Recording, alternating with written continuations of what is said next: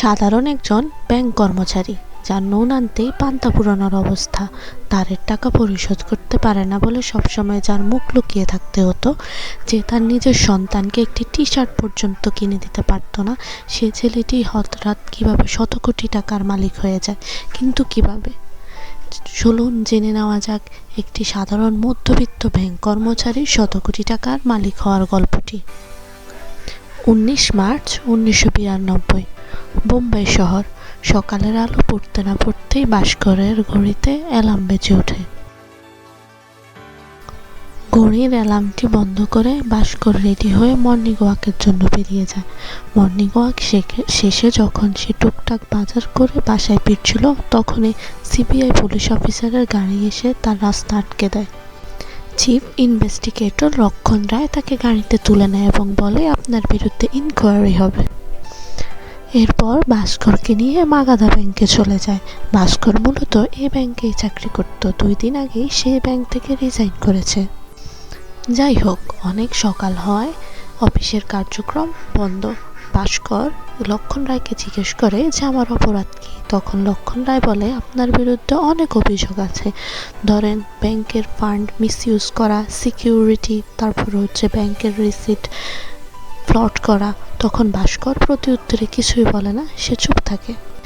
ভাস্কর তাদের ইনকোয়ারি চালিয়ে যেতে দেয়। এরপর মুহূর্তে ভাস্করের ফোনে তার স্ত্রী কল দেয় এবং তাকে জানায় যে তাদের বাসায় সিআইডি অফিসারেরা তল্লাশি চালাচ্ছে। তখন ভাস্কর তার স্ত্রীকে এই তল্লাশি চালিয়ে যেতে দেয় এবং বলে যে তুমি তাদের সাথে কোঅপারেট করো।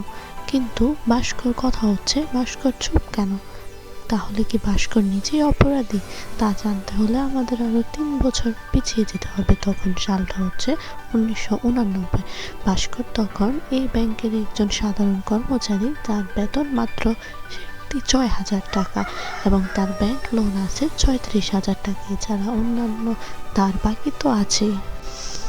ভাস্কর তার চাকরিতে নিজের কাজের ব্যাপারে অত্যন্ত ডেডিকেটেড ছিল। সে 3 বছরে 3 বার সেরা এমপ্লয়ি হওয়ার অ্যাওয়ার্ড পর্যন্ত পেয়েছে। আপাতত ভাস্করের ইচ্ছে এমআরএম বা অ্যাসিস্ট্যান্ট রিজিওনাল ম্যানেজার হওয়া, কারণ বর্তমান এমআরএম আর 1 মাস পরে রিটায়ার্ড করবে। ভাস্কর ভাবে যে এমআরএম রিটায়ার্ড করার পর এই পদটা ভাস্করই পাবে। ভাস্করের আরেকটা জিনিসের উপরও ইন্টারেস্টেড ছিল, সেটা হচ্ছে মারুতি 800 মডেলের গাড়ি, যা ব্যাংকের সম্পত্তি। এই গাড়িটি যে লোকটা ছিল, সে লোনের টাকা পরিশোধ করতে পারেনি বলে ব্যাংক তার গাড়ি রেখে তার নামে চিজ করে দিয়েছে। প্রতিদিন এই গাড়িটি দেখে আর ভাবে যে এই গাড়িটি যদি সে কিনতে পারত, কিন্তু ভেবে কি লাভ হবে, তার নিজের লোনের টাকাই তো সে এখনো পরিশোধ করতে পারেনি। সে যদি লোনের টাকা পরিশোধ করতে পারত, তাইলে এই গাড়িটি নিতে পারত। যাই হোক, বেতনের টাকায় ভাস্কর তার সংসার চালাতে হিমশিম খেয়ে যেত। এজন্য ভাস্কর একটি বাড়তি ইনকামের ব্যবস্থা করে। সে ব্যাংকে আসা লোকদের ফরম পূরণ করে দিত। কাজ শেষ করে কলোনির ভিতর দিয়ে আসার সময় লোকজন ভাস্করের দিকে অবাক হয়ে তাকিয়ে থাকতো। তারা মূলত ভাস্করের থেকে টাকা পেত। ভাস্কর তাদের আজ দেব কাল দেব বলে দাবিয়ে রাখত। অনেক কষ্টে ভাস্কর কলোনির ভিতর দিয়ে এসে বাড়িতে এসে পৌঁছায়। বাড়িতে আছে ভাস্করের বাবা প্রতাপ কুমার, যিনি একসময় চার্টার্ড অ্যাকাউন্ট্যান্ট ছিলেন। রিটায়ারমেন্টের পরে সে তার বন্ধুর সাথে একটা ব্যবসা শুরু করে, কিন্তু বন্ধু তাকে বিরাটভাবে ঠকায়, যার কারণে তার মানুষের উপর থেকে বিশ্বাস উঠে যায় এবং সে ঘরে সবসময় চুপচাপ বসে থাকতো, কারোর সাথে কোনো বেশি একটা কথাও বলতো না। ভাস্করের মা ছোটবেলায় মারা গিয়েছে। ভাস্করের একটা ভাই আছে যে ইঞ্জিনিয়ারিং পড়তো, একজন বোন আছে যে কলেজে পড়তো, আর ভাস্করের ওয়াইফ এবং তার একটি ছেলে ছিল। এই ছিল ভাস্করের একটি সুন্দর ছোট ফ্যামিলি। এদের নিয়ে ভাস্করের দিন কাটছে। যাই হোক, আজ সন্ধ্যায় ভাস্করের শালা ছেলের জন্মদিন।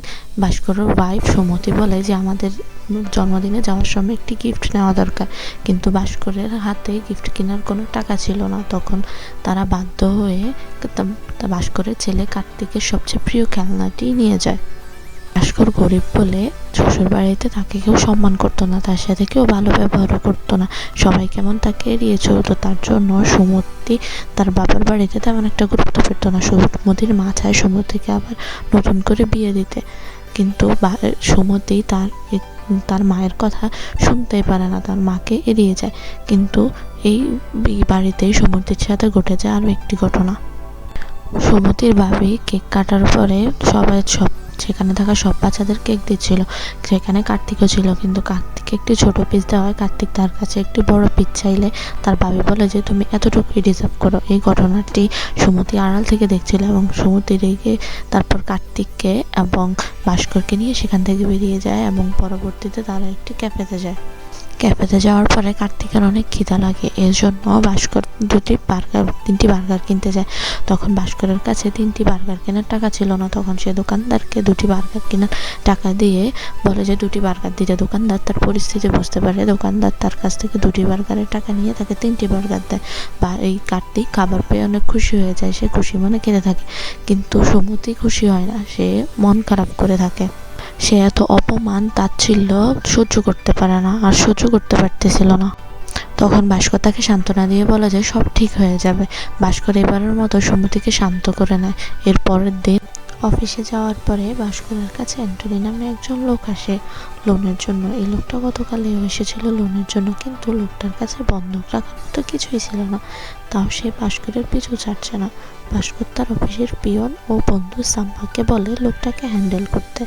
অ্যান্টনির ইলেকট্রিক ফার্সের ব্যবসা আছে। সে মালয়েশিয়া থেকে 30টা টিভি আনিয়েছিল। এগুলোর দাম 2.5 লাখ টাকা। যে জাহাজে টিভিগুলো আসার কথা, সেই জাহাজের ক্যাপ্টেন অ্যান্টনির বন্ধু, তার সাথে অ্যান্টনির ডিল হয়েছে। অ্যান্টনি বলেছে সে অ্যাডভান্স 50,000 টাকা দেবে আর বাকি 2 লাখ টাকা মাল হাতে পাওয়ার পরে দেবে। অ্যান্টনির বন্ধু এখন বেঁকে বসেছে। তার বন্ধু বলেছে পুরো টাকা পেমেন্ট করতে হবে, না হলে মাল ডেলিভারি দেবে না, নিলামে বিক্রি করে দেবে। সাম্বা ভাস্করকে বুদ্ধি দেয়। ভাস্করের শালা কনস্ট্রাকশন কাজে প্রচুর টাকা কামিয়েছে। সে যদি 2 লাখ টাকা ম্যানেজ করে অ্যান্টনিকে দেয়, সেই টিভিগুলো চালিয়ে নিতে পারবে। এবং বর্তমানে ইন্ডিয়াতে টিভির যেমন চাহিদা তেমন দামও বেশি। অ্যান্টনি টিভিগুলো বিক্রির পর লাভের একটা অংশ ভাস্কর ও সাম্বাকে দেবে। ভাস্কর কিছুই বলে না, সে ভেবে দেখবে বলে অ্যান্টনিকে এখান থেকে বিদায় করে। পরের দিন সকালে ভাস্কর বাড়ি থেকে অফিসে বের হচ্ছিল। তখন ভাস্করের এক পাওনাদার তার রাস্তা আটকিয়ে সেই লোক ভাস্করের থেকে 10,000 টাকা পেত। সে ভাস্করের সাথে অনেক খারাপ ব্যবহার করে এবং ভাস্করকে অপমান করে তার স্কুটারটা নিয়ে চলে যায়। স্কুটার না থাকায় ভাস্কর ট্যাক্সিতে করে অফিসে যাওয়ার প্ল্যান করে। তার কাছে ভাড়া ছিল না, তারপর সে দৌড়ে অফিসে চলে যায়। একটা শক খায়, তার যে প্রমোশনটা পাওয়ার কথা ছিল তা অন্য কেউ পেয়ে গেছে। এইটা নিয়ে ভাস্কর খুব আপসেট হয়ে যায়। অন্যদিকে সাম্বা একটি রেফারেন্স লেটার ভাস্করকে দেখায় এবং সে বলে যে এজিএম স্যার সুধীর এর কাছ থেকে টাকা খেয়ে তার নাম জিএম স্যারের কাছে বলেছে। লেটারে সুধীর ছাড়া আর কারো নামই নেই। তখন ভাস্কর রেগে গিয়ে এজিএম স্যারের কাছে যায় এবং এটা সেটা বলতে থাকে। তখন এজিএম স্যারও রেগে যায় এবং ভাস্করকে বলে যে তুমি যে চাকরি ছাড়া বাড়তি ইনকাম করছো তা আমি সবাইকে বলে দেব। এবং এটা বলার পর ভাস্কর আপসেট হয়ে যায় এবং সে এজিএম স্যারের হাত পা ধরে এবং বলে যে আপনি আমাকে শেষবারের মতো চাকরি থেকে তাড়িয়ে দিবেন না। তখন সে অনেক আপসেট হয়ে পড়ে। তখন অফিসের অন্যান্য লোক এজিএম স্যারকে বলে তার চাকরিটা রাখে। পরের দিন ভাস্কর অ্যান্টনিকে ডেকে আনে এবং অ্যান্টনিকে 2 লক্ষ টাকা দেয় এবং বলে যে আপনার যা লাভ হবে তার অর্ধেক আমাদেরকে দিতে হবে। তখন ভাস্করকে তার বন্ধু সাম্বা বলে যে তুমি এতগুলো টাকা কোথায় পেয়েছো? তখন ভাস্কর বলে যে আমি ব্যাংকের বোন থেকে নিয়েছি। তখন সাম্বা একটু অবাক হয়ে যায় এবং আতঙ্ক হয়ে যায়, যে বলে যে এটা যদি মানুষ জানাজানি হয়ে যায় তাহলে আমাদের জেল হয়ে যাবে বা আমাদের চাকরিও থাকবে না। তখন ভাস্কর বলে যে 2 দিন পরে বাবাকে চেকআপে নিয়ে যেতে হবে, আমার ছেলের স্কুলের ফিস দিতে হবে, ভাই বোনের কলেজের ফিস দিতে হবে, অথচ আমার কাছে বাড়ি ফেরার বাংলা পর্যন্ত নেই। দেয়ালে যখন পিঠ ঠেকে গেছে তখন সততা দিয়ে কী হবে? পর ভাস্কর অ্যান্টনিকে ডেকে আনে এবং ডেকে বলে যে আপনি টিভিগুলো যত টাকায় বিক্রি করবেন এর লাভের 50% আমাদেরকে শেয়ার দিতে হবে। এরপর অ্যান্টনি এতে রাজি হয় এবং অ্যান্টনি 2 ঘন্টার মধ্যে টাকাগুলো নিয়ে বাড়িতে আসার কথা ছিল, কিন্তু ঘন্টার পর ঘন্টা পার হয়ে যাচ্ছে, কিন্তু অ্যান্টনির ফেরার কোনো খবর নেই। অন্যদিকে ভাস্কর চিন্তায় অবতৃষ হয়ে যাচ্ছে। সে উল্টাপাল্টা ভাবতে থাকে। এমন সময় তার স্ত্রী এসে তাকে জাগিয়ে দেয় এবং বলে যে সাম্বা এসেছে।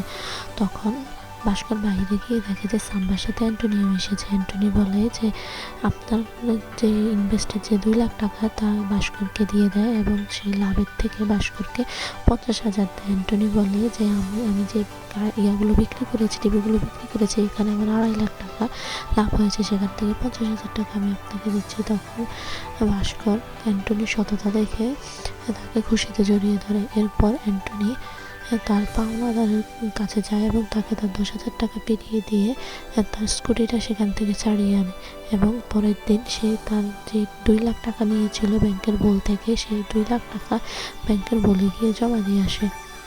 অ্যান্টনি ভাস্করকে বলেছিল যে ইন্ডিয়াতে টিভির অনেক চাহিদা, ইন্ডিয়াতে যে টিভি 40,000 টাকা, মালয়েশিয়াতে সেই টিভি 12,000 টাকা, অর্ডার যদি বড় হয় তাহলে 8,000 টাকাও পাওয়া যাবে।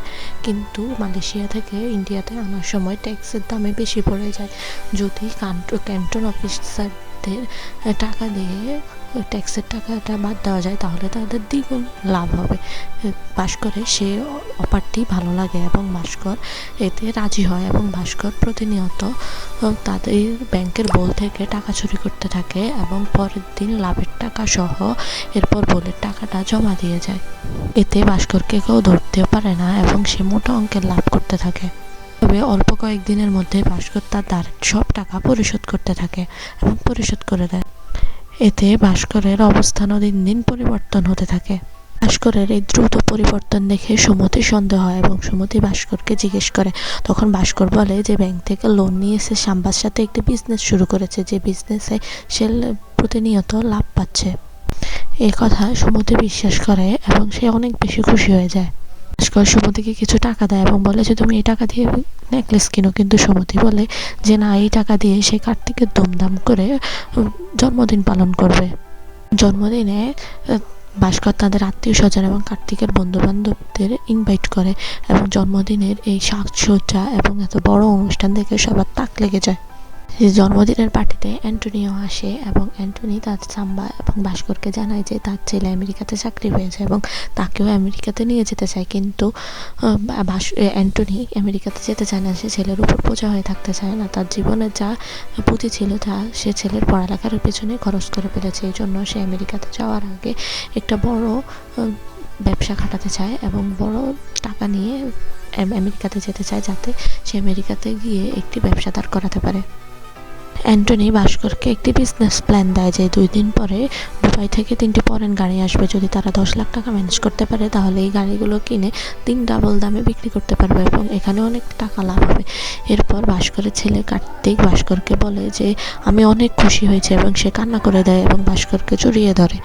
তখন ভাস্কর আরও বেশি আতঙ্কিত হয়ে যায় এবং সে সিদ্ধান্ত নেয় যে সে অ্যান্টনির সাথে ব্যবসায় করবে এবং সে 10 লাখ টাকা ম্যানেজ করবে। তো সে অ্যান্টনিকে কল দেয় এবং বলে যে শনিবার অ্যান্টনিকে 10 লাখ টাকা দেবে। এর পরের দিন ভাস্কর ব্যাংকে যায় এবং ব্যাংকে নানা ঝামেলা পোহাতে তারপরে ঝামেলা শেষ করে সে ব্যাংকের বোল থেকে 10 লাখ টাকা ম্যানেজ করে অ্যান্টনিকে এনে দেয়। এরপর অ্যান্টনি গাড়ি 3টা ছাড়িয়ে নেয়। পর তারা একটি বিপদে পড়ে যায়। তারা যে ক্লায়েন্টকে ঠিক করেছিল গাড়িগুলো কেনার জন্য, সেই ক্লায়েন্ট পুলিশের হাতে ধরা পড়ে এবং সে গাড়ি কিনতে পারে না। তখন তাদের কাছে এই গাড়িগুলো কেনার মতো আর কোনো ক্লায়েন্ট ছিল না। তখন তারা অনেক বিপদে পড়ে যায়। কালকে রবিবার, পরশু সোমবারেই ভাস্করকে ব্যাংকের বোল্টে টাকা জমা রাখতে হবে। তারা যদি এই গাড়িগুলো বিক্রি না করতে পারে তাহলে ভাস্করের অনেক বড় ক্ষতি হয়ে যাবে। তখন ভাস্কর অ্যান্টনিকে বলে যে এছাড়া আর কোনো ক্লায়েন্ট আছে কিনা। তখন অ্যান্টনি খোঁজখবর নিয়ে দেখে যে গুহাতে একজন ক্লায়েন্ট আছে যে এই গাড়িগুলো কিনতে পারবে। এরপর ভাস্কর, অ্যান্টনি এবং সাম্বা অনেক কষ্ট করে গুহাতে গিয়ে পৌঁছায় এবং গুহাতে যাওয়ার পর তারা তার এই ক্লায়েন্টের কাছে 10 লাখের গাড়ি 20 লাখ টাকা লাভে বিক্রি করে এবং যাদের মাধ্যমে তারা গুহাতে গিয়ে পৌঁছায় তাদেরকেও কিছু টাকা দেয় এবং বাকি টাকা নিয়ে তারা চলে আসে।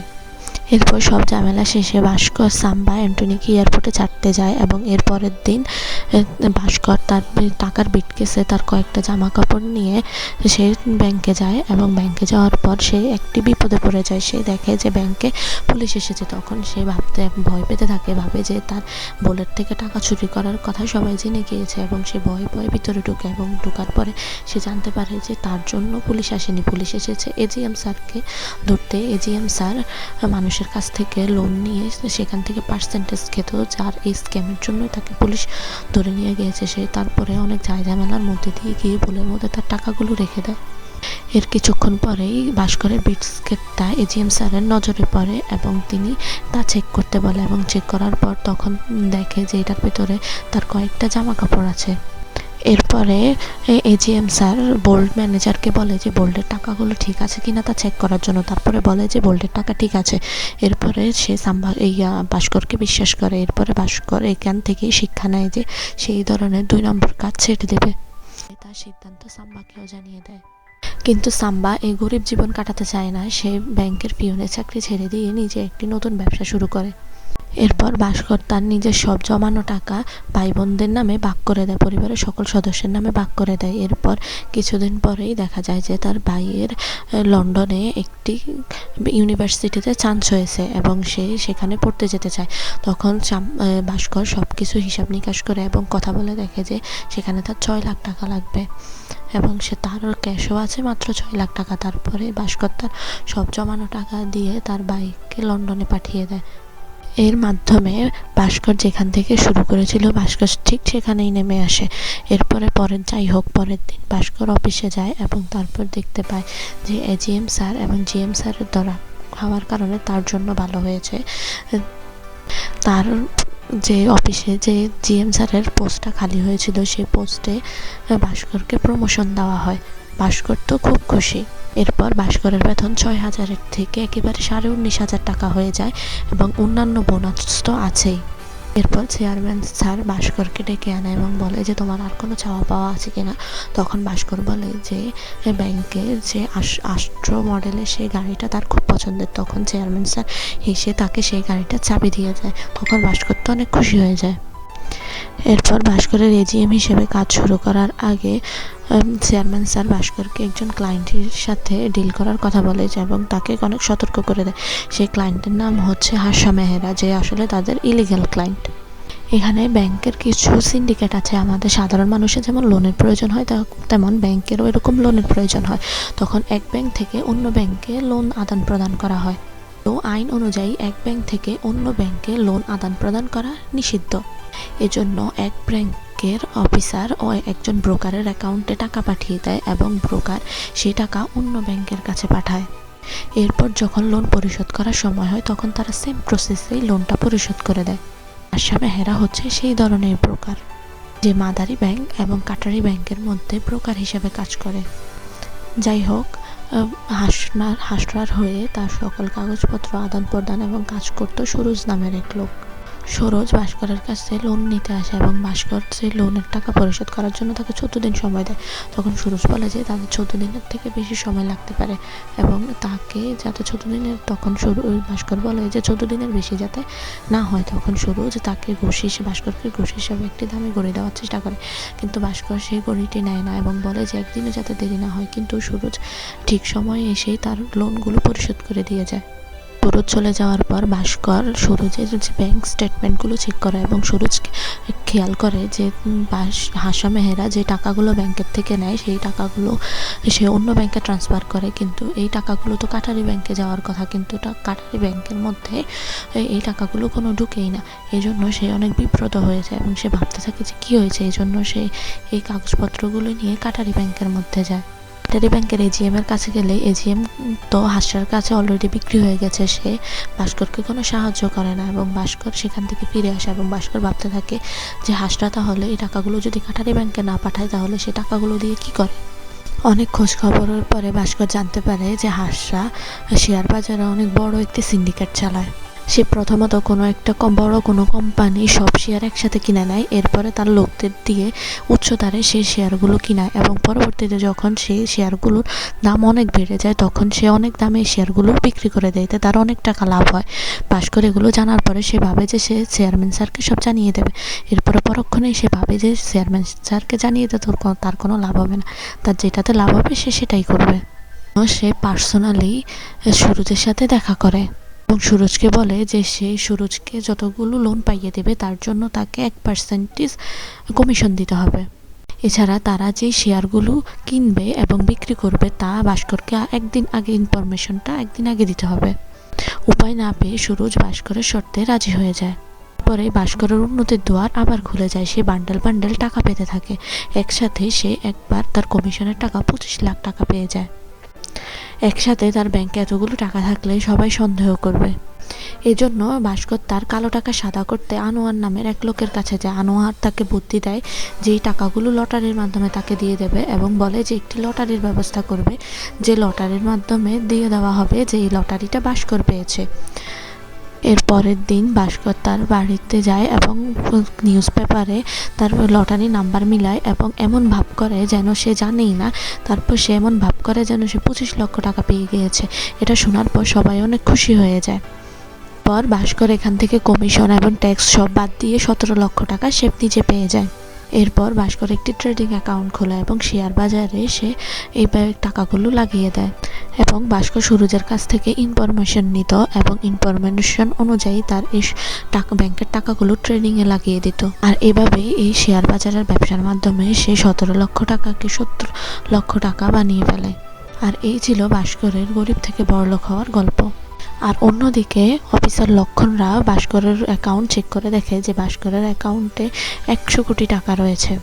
টাকার অ্যামাউন্ট দেখে অফিসারের মাথা ঘুরে যায় এবং সে তার অ্যাকাউন্টের স্টেটমেন্ট চেক করে এবং দেখে যে ভাস্কর 2 সপ্তাহে 70 লাখ টাকা কামিয়েছে। এবং আরেকটা জিনিসও খেয়াল করে, সে একদিনে 79 লাখ টাকা খরচ করেছে। তখন জিজ্ঞেস করে যে আপনি একদিনে এত টাকা কিভাবে খরচ করেছেন। তখন ভাস্কর জানায় যে এই টাকা ব্যাংকে রাখার কিছুদিন পরে তার বোনের বিয়ে ঠিক হয়ে যায় এবং তারা সবাই মিলে মার্কেটিং করতে যায় এবং মার্কেটিং করে যাওয়ার পরে স্বর্ণের দোকানে ঢুকলে সবাই তাদের সাথে এমন ব্যবহার করে যেন তারা এগুলো কিনতেই পারবে না।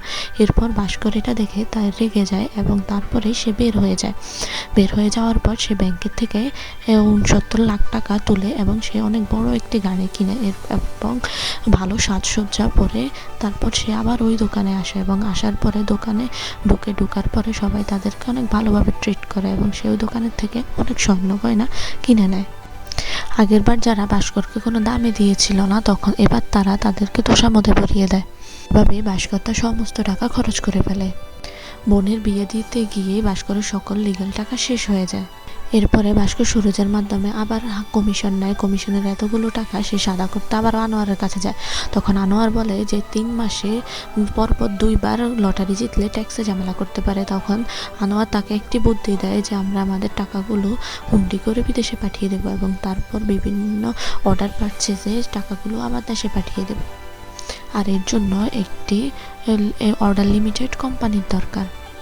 আর সুমতির অনেক দিন আগের থেকেই একটি হোটেল রেস্তোরাঁর স্বপ্ন ছিল, আর ভাস্কর এই সুযোগটাকেই কাজে লাগায়। সে সুমতির জন্য অনেক বড় একটি রেস্তোরাঁ খোলে। আর এই রেস্তোরাঁর নামেই সে ফেক বিল বানিয়ে সে তার কালো টাকাগুলোকে সাদা করতে থাকে এবং তার বাড়ির এবং তার নানা পরিবেশও আস্তে আস্তে চেঞ্জ হতে থাকে। এরপর সে অনেক বড়লোক হয়ে যায়, বড়লোক থেকে অনেক বেশি বড়লোক হয়ে যায় এবং আস্তে আস্তে তার ব্যবহার অনেক খারাপ হতে থাকে এবং সে মদ গাঁজাও খেতে থাকে এবং তার বউয়ের সাথেও তার ব্যবহার আস্তে আস্তে খারাপ হতে থাকে। এরপরে ভাস্করের ব্যাংকে আসে কাটারি ব্যাংকের এজিএম হরিহরন এবং হরিহরন তাকে বলে যে তার ব্যাংকে তার নামে কতগুলো টাকা লেনদেন হয়েছে তার স্টেটমেন্ট দেখাতে। তখন ভাস্কর বলে যে আপনার নামে কাটারি ব্যাংকের থেকে 90 কোটি টাকা লেনদেন হয়েছে। তখন তাকে বলে যে স্টেটমেন্ট দেখান। তখন হরিহরন স্টেটমেন্টটা দেখে বলে যে এগুলোতে সাইন আমি করিনি, আমার সাইন নকল করেছে কেউ।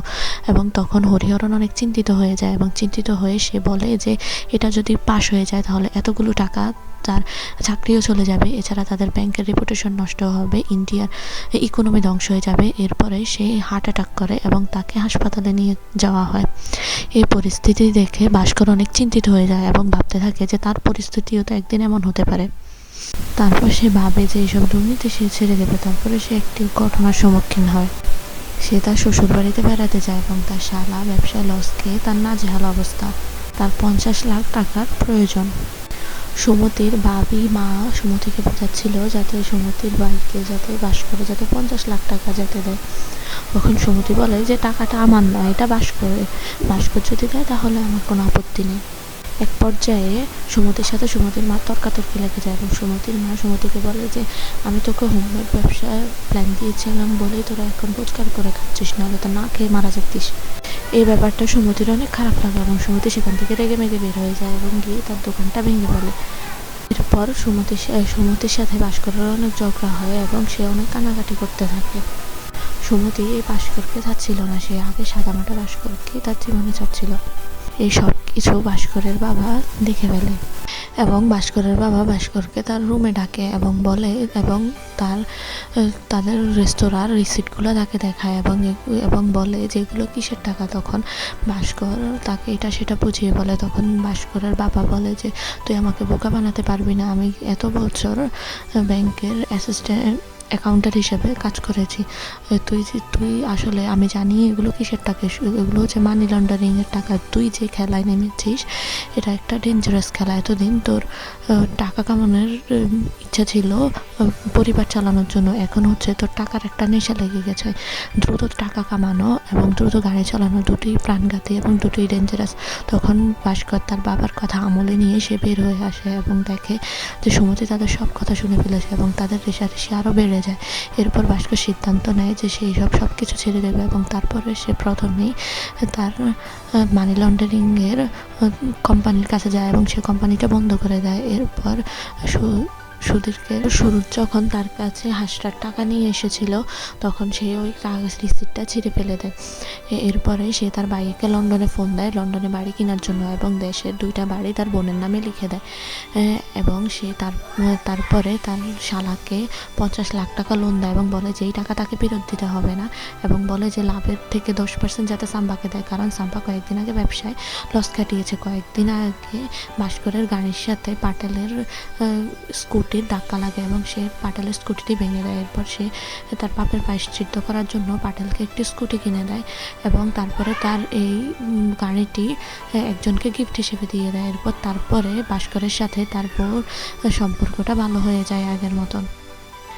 ভাস্করের এই ভালো হয়ে যাওয়াটা সবাই মেনে নিতে পারেনি। হাসটার লোন অ্যাপ্রুভ না হওয়ায় জিএম স্যার ভাস্করকে ডেকে পাঠায় এবং বলে যে তুমি কেন এগুলো অ্যাপ্রুভ করছো না। ভাস্কর তার চাকরি থেকে রিজাইন করে বের হয়ে যায়। তখন অফিসের সবাই তাকে বলে যে তুমি কেন এমন করছো। এর 2 দিন পরে অর্থাৎ আজকে সকালে সিবিআই অফিসাররাই তার গাড়ি আটকে তাকে ব্যাংকে নিয়ে যায়। এরপরে দেখা যাক ভাস্করের সাথে কি ঘটে। এরপরে সিবিআই অফিসার লক্ষণ রায় ভাস্করকে বলে যে আপনি বুদ্ধি খাটিয়ে কালো টাকাকে সাদা করেছেন, কিন্তু আপনাকে তাই মানি লন্ডারিংয়ের কেস দিতে পারবো না, কিন্তু আমরা এমন ব্যবস্থা করব যাতে আপনার অ্যাকাউন্টটা ফ্রিজ হয়ে যায় এবং এই ব্যাংক থেকে ওই ব্যাংকে ঘুরতে ঘুরতে আপনার সারাটা জীবন কেটে যায় এবং আমরা আপনার নামে এইভাবেই কেস করব যাতে আপনি সারা জীবনের জন্য আটকে যান। তখন ভাস্কর একটু চিন্তিত হয়ে যায় এবং লক্ষণ রায় তাকে অফার করে যে আপনি আপনার ব্যাংকের থেকে 90 কোটি টাকা হাসরার অ্যাকাউন্টে দেবেন এবং হাসরা তা অন্য ব্যাংকে দেবে। এভাবে তারা শেয়ার মার্কেটে ব্যবসা করবে। তখন ভাস্কর বুঝতে পারে যে এই লোকটাও পুরো স্ক্যামের সাথে জড়িত। তারপর ভাস্কর সিদ্ধান্ত নিতে না নিতেই তার সামনে এজিএম স্যার এবং অন্যান্য যারা আছে তারা সবাই হাজির হয় এবং তাকে দিয়ে তারা জোর করিয়ে সাইন করিয়ে নেয়। এরপর যখন তারা সাইন করানোর পরে যখন তারা তার টাকাগুলো তুলতে গিয়েছিল তখন দেখে যে ভাস্করের অ্যাকাউন্ট পুরোটাই খালি এবং পরবর্তীতে ভাস্কর সাইন করে হাসতে হাসতে বেরিয়ে যায়। এরপরে তারা যখন ব্যাংকের স্টেটমেন্ট চেক করে তখন দেখে যে ভাস্করের অ্যাকাউন্ট পুরোটাই খালি এবং জানতে পারে যে ভাস্কর 2 দিন আগেই তার সম্পূর্ণ টাকা উঠিয়ে নিয়ে গিয়েছে। এরপর তারা এটা শুনে তারা খুব হতাশ হয়ে যায় এবং তারা ভাবতে থাকে যে ভাস্কর এখন কোথায় আছে। এতক্ষণে ভাস্কর এয়ারপোর্টের প্লেনে করে সে লন্ডনে চলে যাচ্ছে। ভাস্কর আসলে আগে থেকে জানতো যে তার সাথে এমন একটা ঘটনাই ঘটবে এবং সে পুরো বিষয়টা তার বাবার সাথে শেয়ার করে এবং তার বাবা তাকে বুদ্ধিটা দেয়। তারপর সে তার বুদ্ধি খাটিয়ে ব্যাংক থেকে পুরো টাকা উঠিয়ে নিয়ে যায়। এভাবেই ভাস্করের জীবনের কাহিনী শেষ হয়ে যায়।